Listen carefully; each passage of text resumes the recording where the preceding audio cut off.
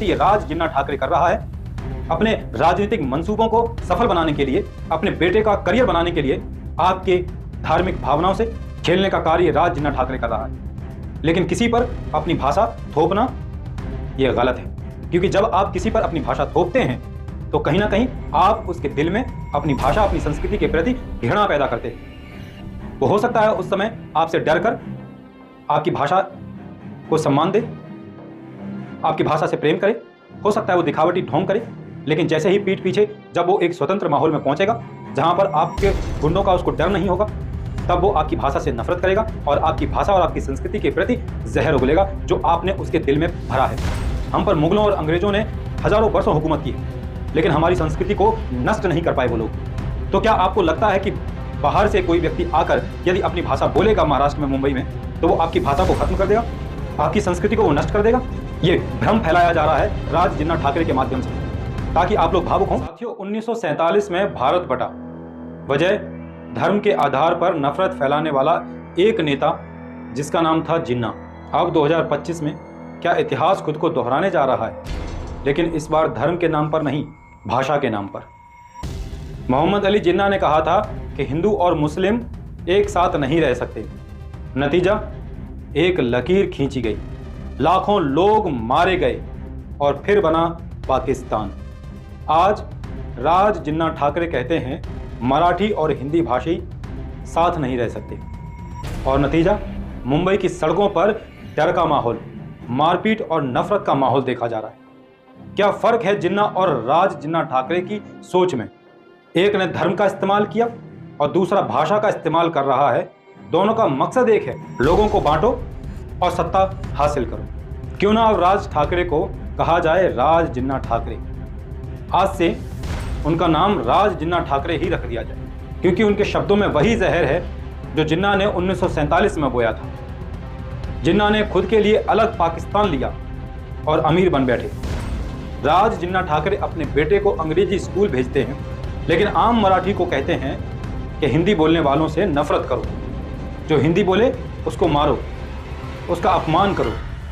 मराठी मानुस को चाहिए ऐसा नेता जो सबको जोड़ने की बात करे, ना कि भाषा के नाम पर तोड़ने की बात करे। हम सब भारतीय हैं। भाषा, धर्म, जाति से पहले इस देश को किसी और जिन्ना की जरूरत नहीं है। साथियों, इस राज जिन्ना ठाकरे को समझाने का कार्य मुंबई के मूल निवासी मराठी भाषी लोगों का है। यदि आप लोगों ने इसका समर्थन किया तो आने वाले समय में मराठी भाषा और मराठी मानुस से पूरा हिंदुस्तान नफरत करेगा, घृणा करेगा। अब आप सोचिए कि यदि छत्रपति शिवाजी महाराज को सिर्फ ये कह के बाकी राज्य उनको सम्मान देने से मना कर दें कि वो एक मराठी योद्धा थे, तो क्या ये अपमान की बात नहीं है?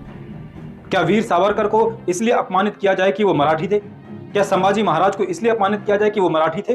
लेकिन जिस तरह की राजनीति ये राज जिन्ना ठाकरे कर रहा है, अपने राजनीतिक मंसूबों को सफल बनाने के लिए, अपने बेटे का करियर बनाने के लिए आपके धार्मिक भावनाओं से खेलने का कार्य राज जिन्ना ठाकरे कर रहा है।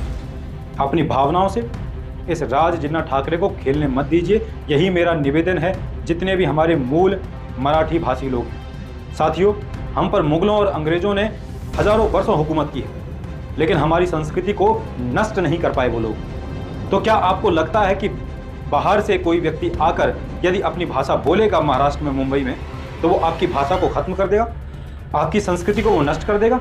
ये भ्रम फैलाया जा रहा है राज जिन्ना ठाकरे के माध्यम से, ताकि आप लोग भावुक हों और किसी भी तरह से इस राज जिन्ना ठाकरे के बेटे को या फिर इसको कोई एक आधी सीट जिता दें, ताकि इसका राजनीतिक करियर फलता फूलता रहे। सोचिए कितने लंबे समय से ये राज जिन्ना ठाकरे सत्ता पर काबिज होने का ख्वाब देख रहे हैं, लेकिन क्योंकि मराठी मानुस इनकी मानसिकता को जानता है, वो जानता है ये सिर्फ घृणा की राजनीति करता है। ये व्यक्ति सिर्फ अपने राजनीतिक हितों को साधने के लिए आपकी भाषा का इस्तेमाल कर रहा है, आपकी भावनाओं को इस्तेमाल कर रहा है। इसीलिए शायद आज तक ये कभी भी इलेक्शन में जीतकर मुख्यमंत्री नहीं बन पाया, लेकिन ख्वाहिशें अभी भी इसके दिल में हैं कि एक दिन ये मराठी मानुस को भावुक कर देगा, उनकी भावनाओं से खिलवाड़ करेगा और उनका वोट प्राप्त करके ये राजनीतिक लाभ ले पाएगा। अब तय आपको करना है, आपको राज जिन्ना ठाकरे की विभाजनकारी नीतियों का साथ देना है या फिर एक सच्चा भारतीय होकर रहना है। आपकी भाषा है, आप बोलिए, आप उस पर गर्व कीजिए, लेकिन किसी पर अपनी भाषा थोपना यह गलत है, क्योंकि जब आप किसी पर अपनी भाषा थोपते हैं तो कहीं ना कहीं आप उसके दिल में अपनी भाषा, अपनी संस्कृति के प्रति घृणा पैदा करते हैं। वो हो सकता है उस समय आपसे डर कर आपकी भाषा को सम्मान दे, आपकी भाषा से प्रेम करे, हो सकता है वो दिखावटी ढोंग करे, लेकिन जैसे ही पीठ पीछे जब वो एक स्वतंत्र माहौल में पहुंचेगा जहां पर आपके गुंडों का उसको डर नहीं होगा, तब वो आपकी भाषा से नफरत करेगा और आपकी भाषा और आपकी संस्कृति के प्रति जहर उगलेगा जो आपने उसके दिल में भरा है। और ये राज जिन्ना ठाकरे और उसकी एमएनएस पार्टी यही कार्य कर रहे हैं, लोगों के दिलों में मराठी भाषा और मराठी मानुष के प्रति जहर भर रहे हैं। एक समय था जब 1947 में जिन्ना और मुस्लिम लीग ने मिलकर भारत के दो टुकड़े किए, और उसी तरह का माहौल आज राज जिन्ना ठाकरे बनाने का प्रयास कर रहा है।